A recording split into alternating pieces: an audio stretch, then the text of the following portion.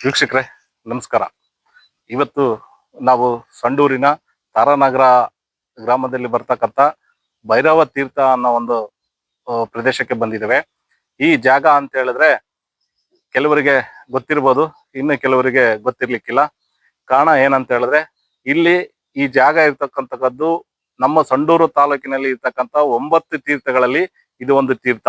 ಬಹಳ ಶಕ್ತಿಶಾಲಿ ಆಗಿರ್ತಕ್ಕಂಥ ತೀರ್ಥನೇ ಅಂತ ಕರಿತಾ ಇದ್ದಾರೆ. ಈ ಜಾಗ ಇರುವಂತ ಪ್ರದೇಶ ನಿಮ್ಗೆ ಸುತ್ತಮುತ್ತ ಹೇಗಿದೆ ಅಂತಕ್ಕಂಥದ್ದನ್ನ ಒಂದು ತೋರಿಸ್ತೀನಿ ನಿಮ್ಗೆ ಒಂದ್ ಸೆಕೆಂಡ್. ಯಾವ ರೀತಿ ಅಂತ ಹೇಳಿದ್ರೆ ನೀವು ನೋಡ್ಬೋದು, ಈ ಕಡೆ ಇರ್ತಕ್ಕಂಥದ್ದು ದೊಡ್ಡ ಆದಂತ ಬೆಟ್ಟ ಗುಡ್ಡಗಳು. ಈ ರೀತಿ ಬೆಟ್ಟ ಗುಡ್ಡಗಳು ಆ ಕಡೆ ಇದಾವೆ, ಪೂರ್ವಕ್ಕೆ ಇರ್ತಕ್ಕಂಥ ಬೆಟ್ಟ ಗುಡ್ಡಗಳು. ಹಾಗೇನೆ ನಿಮ್ಗೆ ಇನ್ನೊಂದು ಪ್ರದೇಶ ತೋರಿಸಿದ್ರೆ ಪಶ್ಚಿಮ ಕಡೆಗೆ ಇರ್ತಕ್ಕಂಥ ಬೆಟ್ಟ ಗುಡ್ಡಗಳು. ಮ್ಯಾಲೆ ದೊಡ್ಡ ಒಂದು ಕಲ್ಲಿನ ದೊಡ್ಡ ಗುಡ್ಡ ಇದು. ಯಾರೋ ಹಿಂದಿನ ಕಾಲದಲ್ಲಿ ಕಟ್ ಮಾಡಿ ಇಟ್ಟಿದಾರೇನೋ ಅನ್ನುವಂತ ರೀತಿಯಲ್ಲಿ ಇರ್ತಕ್ಕಂಥ ಗುಡ್ಡ. ಇದರ ಮಧ್ಯಭಾಗದಲ್ಲಿ ಕಾಲಭೈರವೇಶ್ವರನ ದೇವಸ್ಥಾನ ಇದೆ. ಈ ದೇವಸ್ಥಾನಕ್ಕೆ ಸುಮಾರು ಹಿನ್ನೆಲೆ ಇರುವಂತದ್ದು, ಸುಮಾರು ಪ್ರತೀತಿ ಇರ್ತಕ್ಕಂಥದ್ದು. ಈ ಹಿಂದೆ ಈ ದೇವಸ್ಥಾನಕ್ಕೆ ಸುಮಾರು ಜನ ಭಕ್ತಾದಿಗಳು ಬರ್ತಾ ಇದ್ರು, ಸುಮಾರು ಜನಕ್ಕೆ ಒಡನಾಟ ಇತ್ತು. ಆ ಒಂದು ಒಡನಾಟದಲ್ಲಿ ಈ ದೇವಸ್ಥಾನ ಇರ್ತಕ್ಕಂಥದ್ದು. ಈ ದೇವಸ್ಥಾನ ನಿಮ್ಗೆ ಇನ್ನೊಂದು ದೇವಸ್ಥಾನ ಯಾವ ರೀತಿ ಕಟ್ಟಿದ್ದಾರೆ ಅಂತಕ್ಕಂಥದ್ದನ್ನ ನಿಮಗೆ ಹಂಗೆ ತೋರಿಸ್ತಾ ಹೋಗ್ತೇನೆ. ಈಗ ನೀವು ಇಲ್ಲಿ ಬರ್ಬೋದು, ಕೆಳಗಡೆಯಿಂದ ಬಂದ ಕೂಡಲೇ ನಿಮ್ಗೆ ಅಲ್ಲಿ ನೀರಿನ ವ್ಯವಸ್ಥೆ ಇದೆ. ಇಂಥ ಒಂದು ಜಾಗದಲ್ಲಿ ನೀರು ಇರ್ತಕ್ಕಂಥದ್ದು ಅದೊಂದು ವಿಸ್ಮಯ. ಅದಕ್ಕೆ ಇದು ಭೈರವ ತೀರ್ಥ ಅಂತಂದೇಳಿ ಕರೀತಕ್ಕಂಥದ್ದು. ಯಾವುದೇ ಸಮಯದಲ್ಲಿ ಆಗ್ಲಿ, ಬಿಸಿಲು ಕಾಲ ಇರ್ಲಿ, ಮಳೆಗಾಲ ಇರ್ಲಿ, ಮಳೆಗಾಲದಲ್ಲಿ ಯಾವುದೇ ಕಾರಣಕ್ಕೆ ಇಲ್ಲಿ ನೀರು ಬತ್ತಿ ಹೋಗೋದಿಲ್ಲ. ಅದನ್ನ ನಿಮ್ಗೆ ಇನ್ನೊಂದು ವಿಡಿಯೋದಲ್ಲಿ ತೋರಿಸ್ತೇನೆ. ನೀವು ಇಲ್ಲಿ ಬಂದ ಕೂಡಲೇ ಇಲ್ಲಿ ದೇವಸ್ಥಾನ ಇದು ಕಟ್ಟಿರ್ತಕ್ಕಂಥದ್ದು ಸುಮಾರು ಹಳೆ ದೇವಸ್ಥಾನ. ಇಲ್ಲಿ ಭೈರವ ತೀರ್ಥ ಅಂತಂದೇಳಿ ಏನು ಅವತ್ತು ಕುಮಾರಸ್ವಾಮಿ ಈ ಜಾಗಕ್ಕೆ ಬಂದು ನೆಲೆಸಿದಾಗ ಈ ಭೈರವೇಶ್ವರನ ಒಂದು ಸಮಾರಕ್ಕಾಗಿ ಕರೆದಿರ್ತಕ್ಕಂಥದ್ದು ಅವತ್ತು ಸ್ಥಾಪನೆ ಆಗಿರ್ತಕ್ಕಂಥ ದೇವಸ್ಥಾನ ಅಂತ ಹೇಳಲಾಗ್ತದೆ. ಆ ಒಂದು ದೇವಸ್ಥಾನ ಇದು. ಹಾಗೇನೆ ನೀವು ಮುಂದೆ ಬಂದ್ರೆ ಈ ಕಡೆ ಇನ್ನೊಂದು ದೇವಸ್ಥಾನ ಇದೆ. ಈ ದೇವಸ್ಥಾನ ಕಟ್ಟಿರುವಂತದ್ದು 1977ರಲ್ಲಿ ಈ ದೇವಸ್ಥಾನ ಕಟ್ಟಿದೆ ಅಂತ ಹೇಳಿದ್ರೆ ವೀಕ್ಷಕರೇ, ಇವತ್ತು ನೋಡಿ ಇದು ಎಂತ ಪವರ್ಫುಲ್ ಮತ್ತೆ ಶಕ್ತಿಯುತವಾದ ದೇವಸ್ಥಾನ ಅಂತಂದೇ ಹೇಳ್ಬೋದು. ಹಾಗೇನೆ ನಿಮಗೆ ಎಲ್ಲೇ ಹೋಗ್ಲಿ ಒಂದು ಕಾಲಭೈರವೇಶ್ವರನ ದೇವಸ್ಥಾನ ಅಂತ ಹೇಳಿದ್ರೆ ಅದು ಒಂದು ಅಲ್ಲಿ ಇರ್ತಕ್ಕಂಥ ಒಂದು ರೀತಿಯ ಶಕ್ತಿ ದೇವಸ್ಥಾನ ಅಂತಾನೆ ಕರಿಬಹುದು.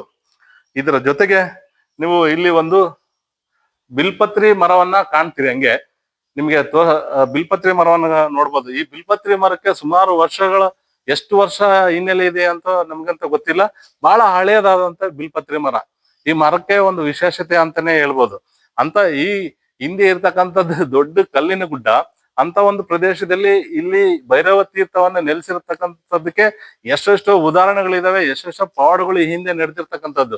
ಆ ಒಂದು ಜಾಗದಲ್ಲೇ ಇವತ್ತು ನಾವು ಬಂದು ಒಂದು ಈ ಶಿವನ ಕಾಲಭೈರವೇಶ್ವರನ ನಮ್ಮ ಸಾರ್ವಜನಿಕರಿಗೆ ಗೊತ್ತಾಗ್ಲಿ, ಅತಿ ಹೆಚ್ಚು ಜನ ಇಲ್ಲಿ ಬರ್ಲಿ, ಇಲ್ಲಿ ಬಂದು ಇಲ್ಲಿ ಇರ್ತಕ್ಕಂಥ ವಿಸ್ಮಯನ ಕಣ್ತುಂಬಿಕೊಳ್ಳಿ ಅಂತಕ್ಕಂಥದ್ದು ನಮ್ಮ ಆಶಾಭಾವವಾಗಿದೆ.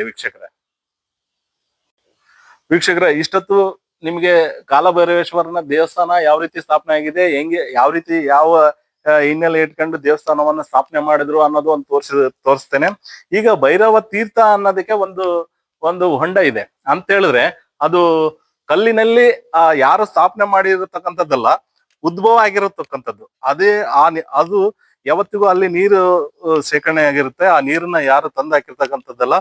ಹಿನ್ನೆಲೆ ಏನಂತ ಹೇಳಿದ್ರೆ ಇದರಲ್ಲಿ ಇದೇ ಹೊಂಡದಲ್ಲಿ 6 ಪದರಗಳು ಇದಾವೆ ಅಂತಕ್ಕಂಥ ಒಂದು ಮಾಹಿತಿ ಇದೆ. 6 ಪದರಿನ ಕೆಳಗೆ ನೀರಿದ್ವು. ಕೆಲವೊಂದು ಕಾಲದಲ್ಲಿ ಸುಮಾರು 3 ವರ್ಷ 4 ವರ್ಷ ಮಳೆ ಬಾರದೆ ಇರೋ ಸಂದರ್ಭದಲ್ಲಿ ಈ ನೀರೆಲ್ಲ ಬತ್ತಿ ಹೋಗಿತ್ತು. ಅವಾಗ ಒಬ್ಬ ನಮ್ಮ ಗುರುಗಳು ಇದ್ರು, ಈ ಜಾಗದಲ್ಲಿ ಗುರುಗಳಿದ್ರು. ಅವರು ಇಂಥದೇ 6 ಸ್ಟೆಪ್ ಒಳಗಡೆ ಇದೆ ಇದೆ ಅಂತ ಹೇಳ್ತಾರೆ. 6 ಸ್ಟೆಪ್ ಇಂದ ನೀರನ್ನು ಎತ್ತಿ ಹಾಕಿರೋದು. ಇವತ್ತಿನವರೆಗೂ ಈ ನೀರು ಯಾವುದೇ ರೀತಿ ಆ ಬತ್ತಿ ಹೋಗುವಂಥದ್ದಿಲ್ಲ. ಇದು ವಿಶೇಷತೆ ಏನಂತ ಹೇಳಿದ್ರೆ, ಇಲ್ಲಿ ನಿಂಬೆಹಣ್ಣು ಹಾಕಿದ್ರೆ ಹಂಪಿಯಲ್ಲಿ ತೇಲುತ್ತೆ ಅನ್ನೋದು ಒಂದು ಉದಾಹರಣೆಗಳಿದಾವೆ. ಇದರಲ್ಲಿ ನಾನಾ ಜನ ಭಕ್ತಾದಿಗಳು ಬಂದು ಇದ್ರೊಳಗೆ ಕಾಯಿನ್ಗಳನ್ನ ತಮ್ಮಲ್ಲಿ ಇರ್ತಕ್ಕಂಥ ಕಾಯಿನ್ಗಳನ್ನ ಇಲ್ಲಿ ಹಾಕಿರ್ತಾರೆ, ನೀವು ನೋಡ್ಬೋದು. ಈ ಕಾಯಿನ್ಗಳು ಹಾಕೋ ಉದ್ದೇಶ ಏನಂತ ಹೇಳಿದ್ರೆ, ನಮಗೆ ಒಳ್ಳೇದಾಗ್ಲಿ, ನಮಗೆ ಸಂಪತ್ತು ಭರಿತವಾಗ್ಲಿ, ದೇವರು ಕೊಡಲಿ ಅಂತ ಒಂದು ಉದ್ದೇಶ ಇಟ್ಕೊಂಡು ಇಲ್ಲಿ ಈ ನೀರಲ್ಲಿ ಕಾಯಿನ್ಗಳನ್ನ ಹಾಕ್ತಾರೆ. ಅಂತ ಒಂದು ಪ್ರತೀತಿ ಇರ್ತಕ್ಕಂಥ ತೀರ್ಥ ಭೈರವ ತೀರ್ಥ ಅಂತ ಹೇಳಿದ್ರೆ, ಈ ತೀರ್ಥ ಹುಟ್ಟಿರುವಂಥದ್ದು, ಉದ್ಭವ ಆಗಿರತಕ್ಕಂಥದ್ದು.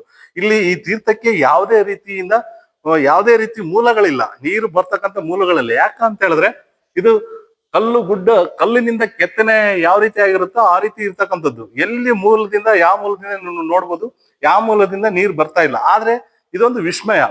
ಈ ರೀತಿ ವಿಸ್ಮಯ ಇರ್ತಕ್ಕಂಥ ಜಾಗ ನಮ್ಮ ಸಂಡೂರಿನ ತಾರಾನಗರ ಮುಂದಿರಿದ ಒಂದು 4-5 ಕಿಲೋಮೀಟರ್ ಬಂದ್ರೆ ನಿಮಗೆ ಈ ಒಂದು ವಿಸ್ಮಯ ಜಾಗ ನಿಮಗೆ ಸಿಗುತ್ತೆ ವೀಕ್ಷಕರೇ. ಇಲ್ಲಿ ಬರ್ಬೋದು. ಇಲ್ಲಿ ಯಾಕಂತ ಹೇಳಿದ್ರೆ ಬಹಳ ರಮಣೀಯ ತಾಣವಿದು. ಸುತ್ತಮುತ್ತ ಇರ್ತಕ್ಕಂಥ ಅರಣ್ಯ ಪ್ರದೇಶ ಆಗಿರ್ಬೋದು, ಆಮೇಲೆ ಈ ಬೆಟ್ಟಗುಡ್ಡಗಳಾಗಿರ್ಬೋದು. ಇಲ್ಲಿ ಅಂತ ಹೇಳಿದ್ರೆ ಈ ಜಾಗನೇ ಒಂದು ರೀತಿ ವಿಸ್ಮಯವಾಗಿರಿಂದ ಕೂಡಿರ್ತಕ್ಕಂಥದ್ದು. ಹಾಗಾಗಿ ವೀಕ್ಷಕರು ಯಾರಾದ್ರೂ ಬರ್ಬೇಕಂತ ಹೇಳಿದ್ರೆ, ಸಂಡೂರಿಂದ ಸುಮಾರು ತಾರಾನಗರ ಬಂದ್ರೆ, ತಾರಾನಗರದಿಂದ 7 ಕಿಲೋಮೀಟರ್ ಒಳಗಡೆ ಬರುತ್ತೆ. ಆ ಸಮಯದಾಗಾದ್ರೂ ಬರ್ಬೋದು, ಏನು ತೊಂದರೆ ಇಲ್ಲ. ಬೈಕಲ್ಲಾದ್ರೂ ಬರ್ಬೋದು, ಕಾರಲ್ಲಾದ್ರೂ ಬರ್ಬೋದು. ಬಂದು ಈ ಜಾಗವನ್ನ ಒಮ್ಮೆ ವೀಕ್ಷಿಸಿ ಈ ವಿಸ್ಮಯನ್ನ ಕಣ್ಣು ತುಂಬಿಸ್ಕೊಳ್ಳಿ ಅಂತ ಅನ್ನೋದು ನಮ್ಮ ಆಶಯ ಆಗಿದೆ.